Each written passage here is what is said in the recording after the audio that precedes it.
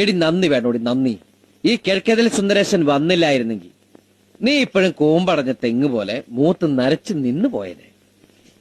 അന്ന് നിന്റെ അച്ഛൻ കൃഷ്ണൻ. ഓ, ഇപ്പോഴും എന്റെ അച്ഛൻ കൃഷ്ണൻ തന്നെയാ. ആ കൃഷ്ണൻ, കാട്ടുവള്ളി കൃഷ്ണൻ നിന്റെ മുഖത്ത് നോക്കി പറഞ്ഞു, നീ ചത്താലും മറക്കരുത്. എന്നോട് ആരും ഒന്നും പറഞ്ഞിട്ടില്ല. പറഞ്ഞു. മോളെ രാധാമണി, സുന്ദരേശനെ പോലെ സുന്ദരനും സുശീലനുമായ ഒരു ചെറുപ്പക്കാരനെ നിനക്ക് നീ കിട്ടില്ല.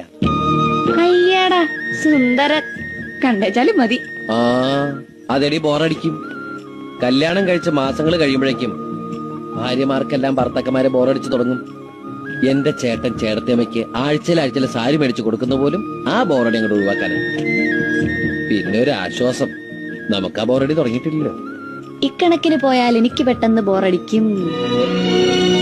എങ്കിൽ എന്റെ ജീവിതം ഇതുപോലൊരു സാരി തുമ്പിൽ ഞാൻ അവസാനിപ്പിക്കും. വെറുതെ ഇരിക്കുമെന്ന് നീ ഓർത്തു.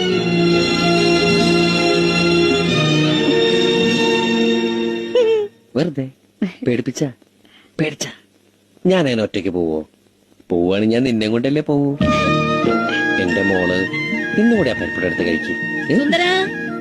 കണക്കൂട്ടി കഴിഞ്ഞില്ലേ? എന്റെ എല്ലാ കണക്കൂട്ടിലും തെറ്റിക്കൊണ്ടിരിക്കാമേ. കണക്കണക്കിന് പറയുന്നില്ല.